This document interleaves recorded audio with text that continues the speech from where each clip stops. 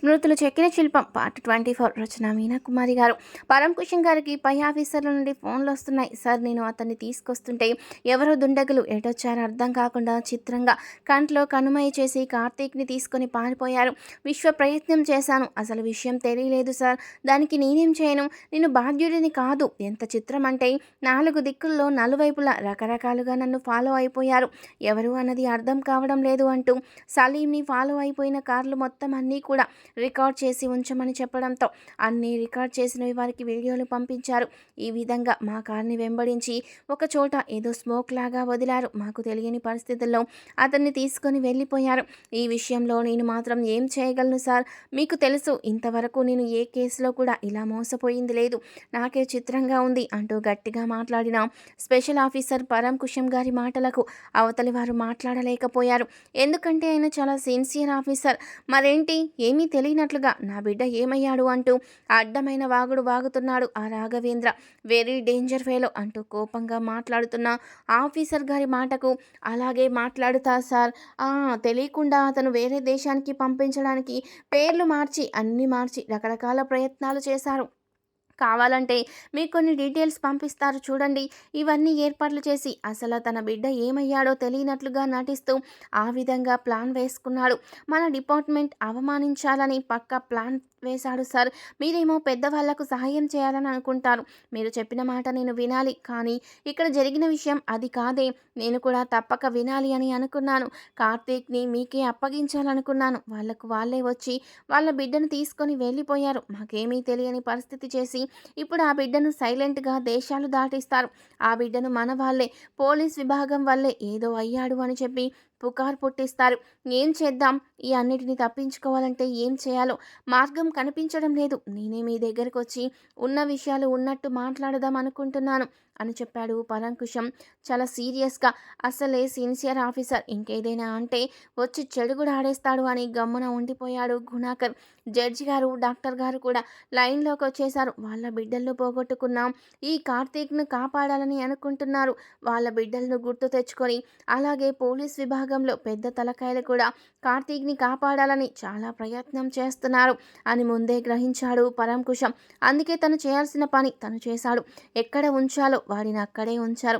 అటు జడ్జి గారికి, డాక్టర్ గారికి ఫోన్ చేసి తన బిడ్డను తనే దాచిపెట్టుకొని మీరు మళ్ళీ మీ బిడ్డలు కోల్పోయారని, లేనిపోని ఇది చేస్తారని ఎవరికీ తెలియకుండా, పోలీస్ విభాగాన్ని తెలియకుండా విపరీతమైన నాటకం ఆడుతున్నాడు మిస్టర్ రాఘవేంద్ర అని పరాన్కుశం గారు వాళ్ళను కలిసి మరీ చెప్పారు. అక్కడితో వాళ్ళకు కూడా రాఘవేంద్ర మీద కోపం వచ్చింది. ఏమీ తెలియనట్లు ఏదో వేడుకలో ఏడుస్తున్నాడు. మన బిడ్డలు పోయి మనం నిజంగానే వాడికి సహాయం చేయాలనుకుంటే వాడు నాటకాలు ఆడుతున్నాడని బాగానే తిట్టుకున్నారు ఇద్దరు. వాడి దొంగ మాటలు నమ్మకూడదు అని నిర్ణయించుకున్నారు. తనపై ఆఫీసర్తో పరంకుశం గారు సిన్సియర్గా మాట్లాడుతూ, నిజమే, అటు అక్షయ్ గారితో మాట్లాడినప్పుడు కానీ, మీరు సుహాన్ రెడ్డితో మాట్లాడినప్పుడు కానీ, ఇంకా బయట ప్రపంచంలో మౌనికా రెడ్డి గారి గురించి మాట్లాడుతూ ప్రతి ఒక్కరి కళ్ళల్లో కన్నీళ్లు.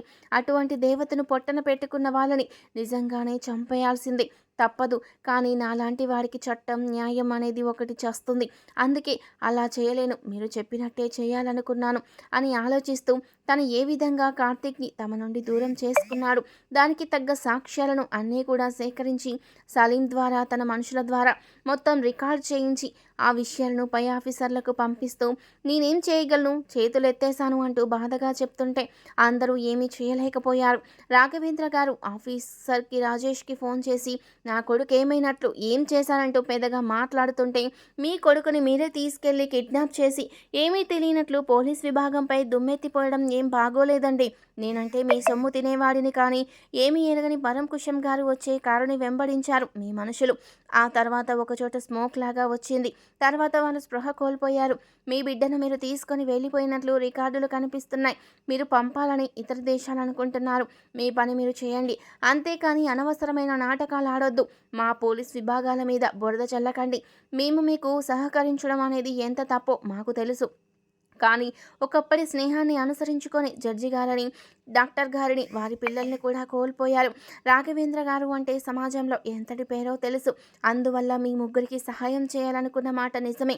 కానీ ఈ విషయంలో మా పోలీస్ విభాగాన్ని ఏ తప్పు లేదు. స్పెషల్ ఆఫీసర్ అయ్యుండి ఆయన అట్లా చెప్పాల్సిన అవసరం ఆయనకు మాత్రం ఏముంటుంది?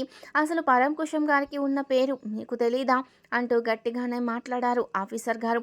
ఇదేంటి, వాళ్ళకేం తెలియదు అంటున్నారు మన వాళ్ళు, తీసుకురాలేదు, మరి అసలు కార్తీక్ ఏమైనట్లు అని అనుమానంగా అనుకుంటూ ఉంటే ఇంతలో ఆయన దగ్గర ఉన్న ఒక వర్కర్, సార్ నాకెందుకో అనుమానంగా ఉంది, మన టీంలో ఒకడు ఉన్నాడు కదా రమేష్ అని, వాడికి చాలా ఈర్ష్యగా ఉంది, ఒక్కడి కోసం వీళ్ళలో తప్పించుకుంటే ఇంత ఖర్చు పెట్టి ఇన్ని చేస్తున్నారు, మా తక్కువ జాతి వాళ్ళలో ఏదైనా ఆపదకొస్తే సహాయం చేయమంటే ఏ నా కొడుకు చేయడు, వీళ్ళకు నిజంగా ఇబ్బందులు జరగాలి అని వాడి ఇష్టం వచ్చినట్టు మాట్లాడుతుంటే నేను గమనించాను. ఒకవేళ ఆ టీంలో రమేష్ కూడా వచ్చాడు కాబట్టి ఏదైనా మన కార్తీక్ బాబుని రమేష్ కానీ ఏమైనా చేసిన అవకాశం ఉందంటారా అని చెప్పాడు. ఏమో, ఆ వైపుగా కూడా ఆలోచించవచ్చు. ఇంకొక మాట మాట్లాడాడు. అసలు తన చెల్లెల్ని చంపిన మాధవరెడ్డి ఎందుకు ఊరుకుంటాడు సార్? ఆయన నాన్నగారు అంటే కోమాలో ఉన్నారు. మాధవరెడ్డి ఊరుకోరు కదా. ఆయన చేసే పనులు ఆయన చేసినా కూడా అటువైపున మన కార్తీక్ బాబుని తప్పించి ఉండవచ్చు కదా వాళ్ళు అని ఇంకొక అనుమానాన్ని రేకెత్తించాడు. అది నిజమే, పోలీసులు పక్కగా వీడియోలతో సహా ఉన్నాయి మా దగ్గర. ఈ విషయంలో మాకు ఏ సంబంధం లేదు అంటూ వాళ్ళంతా కోపంగా చెప్తున్నారు అంటే అది నిజమే అయ్యి ఉంటుంది. అయితే మరి ముందు రమేష్ను పట్టుకోండి, అతని ద్వారా కొన్ని విషయాలు స్వీకరించండి అంటూ కోపంగా చెప్పాడు రాఘవేంద్ర. రాఘవేంద్ర, ఆవేశపడకు, నీ ఆరోగ్యానికి అంత మంచిది కాదు, నువ్వు తెలివిగా ఆలోచించు. ఇందులో పోలీసుల విషయం లేకపోతే మనకున్న విరోధులు ఎవరైనా ఇందులో తలదూర్చేరేమో, అవకాశాన్ని చూసి ఆడుకుంటున్నారేమో. మన బిజినెస్ విషయంలో మొన్న ఈ మధ్యలోనే కిషోర్ అనే అతనికి అసలు నష్టం జరిగింది.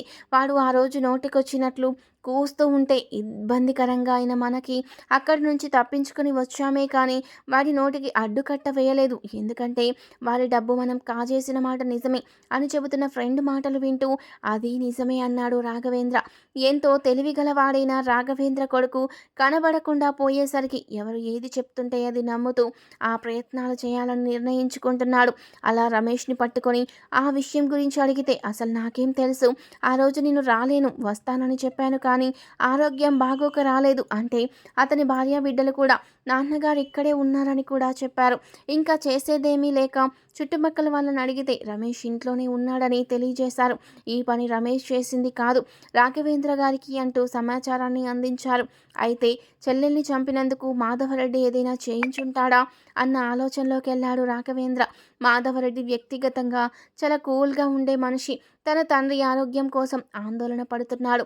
చెల్లెల్ని చంపిన వాళ్ళని ఖైదు చేశారు అన్నట్లు నమ్మినవాడు మరి చట్టపరంగా న్యాయపరంగానే శిక్ష విధించాలి నేరస్తులకి అనుకున్నాడే కానీ తను స్వయంగా చట్టాన్ని చేతుల్లోకి తీసుకోవాలి అని ఆలోచించలేదు. ఆ విషయంలో మనం మాధవరెడ్డిని పూర్తిగా అనుమానించలేము, కానీ తెలుసుకోవడం ముఖ్యమే అని చెప్పాడు స్నేహితుడు. వీడియో చూసే ముందు ప్లీజ్ అండి, వీడియోకి తప్పకుండా ఒక లైక్ చేయండి ప్లీజ్. అయితే అక్కడికి మనుషులను పంపిస్తే మంచిది అంటుంటే ఎప్పుడో పంపించానురా, ఇప్పటికే అక్కడికి చేరుకొని ఉంటారని చెప్పాడు ఫ్రెండ్ అంటే నువ్వేరా అంటూ రాఘవేంద్ర తన స్నేహితుని కౌగిలించుకున్నాడు.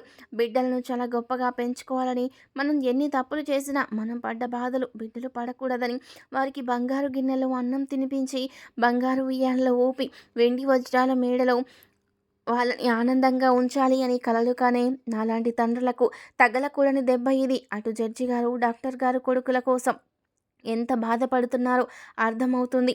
నిజం చెప్పిన వాళ్ళు నమ్మడం లేదు. ఇప్పుడు కార్తీక్ కోసం నా మనసు విలవిలలాడిపోతుంది. ఎంత ఆస్తులుంటే ఏమి, ఎన్ని రకాలుగా మోసం చేసి ఎంత సంపాదిస్తే ఏమి, ఉన్న ఒక్కగానొక్క కొడుకుని పద్ధతిగా పెంచుకోలేక గారాబంతో తన బిడ్డ మీద ఈగ వాలకుండా చూస్తాడే కానీ తన బిడ్డ మనసులో విషనాగులు చేరుతున్నాయి అని గమనించలేక తప్పు చేస్తానని బాధపడ్డాడు. కార్తీక్, ఏమయ్యావురా, ఎక్కడున్నావు, నాకేం అర్థం కావడం లేదు. పోలీసుల మాటల్లో నిజమైన నిజం కనిపిస్తోంది, అలాగే రుజువులు కూడా ఉన్నాయి. మరి నువ్వేమైనట్టు తెలియలేదు నాన్న అంటూ కూర్చొని కళ్ళనీళ్లు పెట్టుకుంటున్నారు మాధవరెడ్డి. వారింటికి ఆ సమయంలో డాక్టర్ స్నేహ గారు వచ్చారు. నాన్నగారికి ఎలా ఉంది సార్ అని అడుగుతూ ఉంటే, అంతా బానే ఉంది. అలాగే కోమా స్టేజ్‌లో ఉన్నారు. అస్మితకు ఆరోగ్యం బాగోలేదు. అందుకే నేను మిమ్మల్ని పిలిపించాను అన్నాడు మాధవరెడ్డి. అక్షయ్ చాలా విచిత్రంగా ఆలోచిస్తున్నాడు. తన వాళ్ళను పోలీస్ విభాగంలోని డ్రైవర్స్ లాగా 2 వాహనాలు పంపించినప్పటికీ అసలు కార్తీక్ ఏమయ్యాడు అన్న విషయం తెలియనే లేదు. ఎక్కడికి తీసుకువెళ్ళి ఉంటారు అని ఆలోచిస్తూ ఉన్నాడు. తాడిని తన్నేవాడు ఉంటే దాన్ని తల తన్నేవాడు మరొకడుంటాడు అన్నట్లుగా పోలీస్ విభాగంలో అసలైన చాకచక్యం కలిగిన పరంకుశం గారి ముందు ఇటువంటి వారు కుప్పిగంతులు వేయడానికి సాధ్యపడదు అన్న విషయం ఇంకా అర్థం కాలేదు అక్షయ్కి. వాహనాలు అలా వెళ్ళినప్పటికీ పోలీస్ వాహనం అని అందులో కార్తీక్ని తీసుకువెళ్తున్నాము అని మ్యాటర్ బయటకి వచ్చిన విషయం కరెక్టేనేమో కానీ ఆ వాహనంలో కార్తీక్ ఉన్నట్టు లేడని నాకు అనిపించింది సార్ అంటూ చెబుతున్న తన మనిషి మాటలకు అక్షయ్ ఆశ్చర్యపోయాడు. అంటే పరంకుశం చాలా జాగ్రత్తలు తీసుకుంటున్నాడు. తమ విషయాల్లో కూడా నలువైపులా 4 రకాలుగా ఎక్కువ బందోబస్తు ఏర్పాటు చేసినట్లున్నాడు. ఒక నేరస్తుడి ప్రాణాలు కాపాడడానికి ఎంతో సహాయాలు, ఇంత బందోబస్తు చేస్తున్నారు. ఇన్ని తెలివితేటలు ఉపయోగిస్తున్నారు. ఎందుకంటే వాడు ఉన్నవాళ్ళు బిడ్డ కాబట్టి. కానీ అభం శుభం తెలియని మౌనికారెడ్డి అంత ఆస్తులు అంతస్తులు ఉన్నప్పటికీ, అంత గొప్పదైనప్పటికీ ఆమె ప్రాణాలు చిటికలో గాలిలో కలిసిపోయాయి. ఆ విషయానికి న్యాయం జరిగేది ఎలాగా ఆలోచిస్తే అసలేమైనా అర్థముందా అంటూ ఈ లోకానికి న్యాయం లేదా, ఈ సమాజానికి మంచి అనేదే తెలీదా, తన జీవితమే ఇలా ఉందంటే సుహాన్ రెడ్డికి ఎంత భారంగా ఉందో అని ఆలోచిస్తూ చెట్లలో చెట్టుకి ఆనుకొని అలా కూర్చుని పోయాడు అక్షయ్. అక్షయ్ నియమించిన వ్యక్తులు సీసీ కెమెరాల ద్వారా అతను ఎక్కడున్నాడు ఏమిటి తెలుసుకోవాలని విశ్వ ప్రయత్నం చేస్తున్నప్పటికీ అసలు పరంకుశం గారి ఏ వాహనంలో లేరు, కనిపించలేదు. ఆయన వెళ్ళే ఆ వాహనం కూడా వేరే ఒక వాహనంలో కార్తీక్ని తరలించి ఉండవచ్చు కదా. మనకు ఎయిర్పోర్ట్ ఉన్న 4 దారుల్లో అటువంటి సిచ్యువేషన్ ఎక్కడా తగలేదు సార్ అన్నీ గమనించాము. ఏ వాహనంలో కార్తీక్ లేడు అన్న విషయం నిర్ధారణ చేసుకున్నాం. ఆయన ఫోన్ ట్రాక్ చేస్తాం కాబట్టి మనకంతా సులభంగా ఉంది. కానీ ప్రస్తుతానికి ఆ ఫోన్ స్విచ్ ఆఫ్ చేసినట్లుగా ఉంది. అందుకే అర్థం కావడం లేదు అన్నాడు అక్షయ్ పంపించిన వ్యక్తులు. సుహాన్ రెడ్డి అలాగే చూస్తున్నాడు. ఆల్బంలో తన మరదలు మౌనికారెడ్డిని. ఆ రోజు ఇద్దరు కూడా కాశ్మీర్ కుంకుమ పువ్వుల తోటలో నడుస్తూ ఉన్నారు. ప్రతి అడుగు ఎంత మధురంగా వేస్తూ అందంగా నెమలి వలె నాట్యం చేసింది. చుట్టూ ఉన్న అందమైన వాతావరణానికి తనను తాను మైమరచిపోయింది. అంతటి అందమైన తోటలో కూడా అప్సరసలాగా తన మనసును చుట్టుకుపోయింది. చుట్టూ ఉన్న ప్రపంచాన్ని మర్చిపోయింది. తన ప్రేమకు ప్రాణం వచ్చినట్లుగా ఆనందంగా ఆడింది, పాడింది. అసలు సుహాన్ రెడ్డి ఆ విషయం చూస్తూ ఆ రోజు తనను తాను మర్చిపోయి అలాగే ఉండిపోయాడు. ఆ సమయంలో గాలి రువ్వున వీచి కుంకుమ పువ్వులన్నీ కూడా వారిద్దరిని అభిషేకించాయి. బావా చూసావా, నా నాట్యానికి వాయుదేవుడికి బాగా హుషారొచ్చినట్లుంది. చూడు ఎలా అల్లరి చేస్తున్నాడో. ఇక వానదేవుడికి నచ్చితే ఇంకా బాగుంటుంది కదూ అంటూ అల్లరిగా చిందులు వేస్తున్న మౌనికారెడ్డి మీద వర్షం పడడం ప్రారంభమయ్యేసరికి ఒక్కటే నవ్వులు. ఆ వర్షంలో ఇద్దరూ కూడా అల్లరిగా తడుస్తూ ఆనందంగా ప్రకృతి అందాలను ఆస్వాదిస్తూ ప్రకృతి సుగంధ పరిమళాలలో తడుస్తూ ఎంతో ఆనందంగా అడుగులు వేస్తూ పక్కనే ఉన్న రాజమహల్ టీ షాప్కి వెళ్ళారు. ఆ సమయంలో అలా తడిచాక టీ తాగుతుంటే అబ్బా టీ ఎంత బాగా పెట్టారు అంకుల్, ఎప్పటి నుంచి ఉంటున్నారు మీరిక్కడ, ఏ ప్రాంతం నుంచి వచ్చారు మీరు అంటూ అక్కడున్న వారందరినీ పలకరించి అందరినీ నవ్వించి భాష కాస్త ఇబ్బంది పెట్టినా కూడా చిరునవ్వులతో మంచి మనసుని అందరికీ ప్రదర్శించి అందరి నవ్వులకు కారణమయ్యింది. తన మనసులో అలా దేవతలా మిగిలిపోయిన తన మరదలు అసలు ఇంత బాగుంది, ఇంతవరకు ఇంత రుచిగా ఉన్నట్టు నేను తాగలేదు అంటూ అక్కడ ఉన్న పెద్ద ఆయనను మెచ్చుకుంటుంటే ఆయన చాలా మురిసిపోయాడు.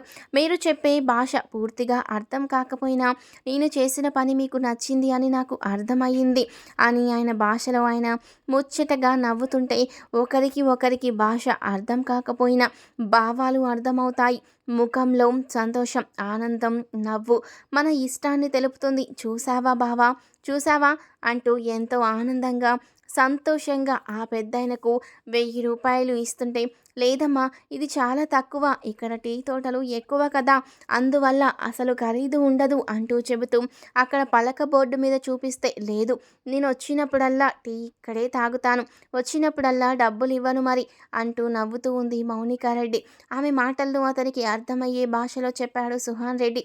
అప్పటికి నేను లేకపోతే అంటూ ఉన్న పెద్దయిన మాటలకు మీరెప్పుడూ ఉంటారు. ఒకవేళ నేను లేకపోతే అని కూడా అనుకోవచ్చుగా. ప్రకృతి ఎవరిని ఎప్పుడు తీసుకెళ్తుందో తెలీదు. ఆ భగవంతుడికి ఎవరి మీదైనా ఎక్కువ ప్రేమ ఉంటే వారిని ముందు తీసుకెళ్తాడంట పెద్దలంటారు. అందుకని మనం ఏ విషయానికి ఆలోచించాల్సిన అవసరమే లేదు తాత. ప్రస్తుతాన్ని ఆనందించడమే మనము ప్రధానంగా తీసుకోవాలి అంటూ నవ్వుతూ చెప్పిన మౌనికారెడ్డి మాటలు గుర్తుకు వచ్చి ముందే వెళ్ళిపోతాను అని తెలిసినట్లుగా నువ్వు చెప్పిన మాటలు ఈనాడు నా గుండెల్లో సూదులు గుచ్చుతున్నంత బాధగా అనిపిస్తుంది మౌనిక. ఎందుకలా మాట్లాడావు? తదాస్తు దేవతలు ఉంటారు. ఎలా అంటే అలా మాట్లాడవద్దు అని పెద్దలు అందుకే చెబుతారేమో తెలీదు. ఆ రోజు అలా మాట్లాడావు, ఈరోజు ఒంటరి వాడిని చేసి వెళ్ళిపోయావు. నాకున్న ఈ ఫోటో ఆల్బమ్ పిచ్చికి, వీడియోల పిచ్చికి ఇవే చూసుకొని బతుకు జీవితాంతం అన్నట్లుగా భగవంతుడు శిక్ష వేసినట్లుగా అనిపిస్తుంది.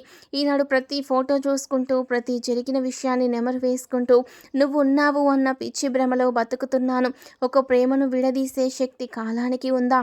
కానీ నా మనసు నుండి నిన్ను విడదీసే శక్తి ఎవరికుంది? నిన్ను బతికినంత కాలం అది నాలోనే ఉంటుంది కదా. ఏం పాపం చేశాను స్వామి? నిజంగా నేను మౌనికారెడ్డి పరిచయం కాకపోతే ఒక పరమార్థం తెలియని వాడిలాగా తయారయ్యేవాడినేమో తెలియదు మరి. కానీ తన పరిచయంతో నేను ఎలా ఉండాలి అన్న విషయం కూడా తన ప్రేమతోనే మార్చింది. సుహాన్ రెడ్డి వెనక్కి వాలి కళ్ళు మూసుకున్నాడు. వీడియో చూసే ముందు ప్లీజ్ అండి వీడియోకి తప్పకుండా ఒక లైక్ చేయండి. గతంలోని అందమైన రోజులు మౌనికారెడ్డి ఎయిర్పోర్ట్కి వస్తుందని తెలిసి ఆమెను రిసీవ్ చేసుకోవడానికి వెళ్ళమని తల్లి చెబుతుంటే, మమ్మీ నాకు అలాంటి పనులు ఏమీ చెప్పవద్దు, మీ మేనకోడల్ని మీరే తెచ్చుకోండి వెళ్ళి, నేను వెళ్ళను, నేను బిజీ, నన్ను అర్జెంటుగా ఫ్రెండ్ పార్టీకి రమ్మన్నాడు, ఐ డోంట్ కేర్, నాకు చెప్పొద్దని కార్ వేగంగా తీసుకొని ఫ్రెండ్ దగ్గరికి వెళ్ళిపోయాడు సుహాన్ రెడ్డి. ఎయిర్పోర్ట్కి వచ్చిన తన మేనత్త మామ వాళ్ళని చూసి, ఏంటి మామయ్య నీ కొడుకుని పంపిస్తే నేనేమైనా ఎగరేసుకొని వెళ్ళిపోతానని భయపడ్డావా? నువ్వొచ్చావంటూ నవ్వేసింది మౌనికారెడ్డి. నువ్వు పుట్టిందే నా కోడలిగా పూర్తి అధికారంతో పుట్టావు తల్లి. నువ్వు నా కొడుకుకి భార్యగా కాకపోతే ఎక్కడికి వెళ్తావు నా బంగారు తల్లి అంటూ మౌనికారెడ్డిని దగ్గరకు తీసుకొని సంతోషపడిపోయారు మేనత్త మామలు. ఏమో నీ కొడుకు సుహాన్ రెడ్డి ఎక్కడ దాక్కున్నాడు మరి, అప్పుడే ఎవరికైనా లైన్ వేస్తున్నాడా ఏమిటి అంటూ ఉన్న మౌనికారెడ్డి మాటలకు వాడికంత తీరుబడి కూడా లేదు తల్లి. ఫ్రెండ్స్ ఎక్కువ, వాడు ఎక్కడమ్మా ఫ్రెండ్స్ పార్టీలు, వాడి వ్యవహారమే వేరు. చెప్పిన మాట వినడు, మనం చెబితే అలా చేయకూడదని వేరుగా చేస్తుంటాడు. అందుకే చెప్పడం మానేశాం. చేతి నిండా డబ్బుంటుంది, విదేశాల అలవాట్లు వేరుగా ఉంటాయి కదా. అలా అని మరీ చెడ్డాడు అని చెప్పను, మొండివాడు అని మాత్రం చెబుతాను అంటున్న అత్త మాటలకు నవ్వేసింది మౌనికారెడ్డి. అబ్బో వాడితో తలనొప్పిగా అయిపోయింది, అసలు చదువు మీద ధ్యాస పెట్టడమ్మా అంటున్న అత్త మాటలకు రావడమే కొడుకు మీద చాడీలు చెప్తున్నావు. వాడు రేపు నాకు భర్త అయితే అప్పుడుంటుంది నీ పని, కోడలిగా నిన్ను రాచి రంపాన పెడతాను అంటూ నవ్వేసింది మౌనికారెడ్డి. దేవతకు మారు రూపం లాంటి రూపం, అంతే మంచి మనసున్న నువ్వు మా కోడలివి అయితే భగవంతుడు వరం ఇచ్చినట్లే తల్లి. నువ్వు రాచి రంపాన పెట్టినా కూడా నాకు ఆనందమే అంటూ మేనకోడల్ని దగ్గరికి తీసుకొని ఆనందంగా నవ్వేశారు ఆ దంపతులు.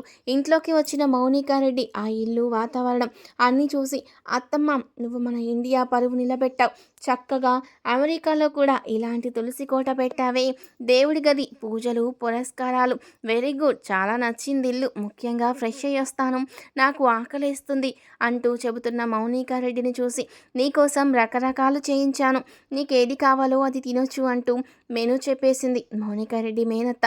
ఓకే అంటూ వెళ్ళి స్నానం చేసొచ్చి బావ నెంబర్ ఒకసారి ఇవ్వత్తమ్మా అంటూ నెంబర్ తీసుకొని సుహాన్ రెడ్డికి ఫోన్ చేసింది. హలో అంటూ ఉన్న మౌనికారెడ్డి మాటకు, ఎవరు? పార్టీ మోడ్లో ఉన్నాను, డిస్టర్బ్ చేయొద్దు ప్లీజ్, పెట్టేయండి ఫోన్ అన్నాడు. హలో, పార్టీకి నేను రావాలనుకుంటున్నాను రా అంటున్నా మౌనికారెడ్డి మాటకు, ఏంటి మౌనిక నువ్వా అంటూ సుహాన్ రెడ్డి నవ్వేశాడు. విదేశాల్లో పెరుగుతున్నానని తెగ బిల్డప్ ఇస్తున్నావు, ఒకసారి ఇంటికి రా, టిఫిన్ చేయాలి నేను త్వరగా అన్నది మౌనికారెడ్డి. తర్వాత ఏం జరిగిందనేది నెక్స్ట్ పార్ట్లో తెలుసుకుందాం. వీడియో నచ్చితే తప్పకుండా లైక్ చేసి తప్పకుండా సబ్స్క్రైబ్ చేసుకోండి. Thank you for watching.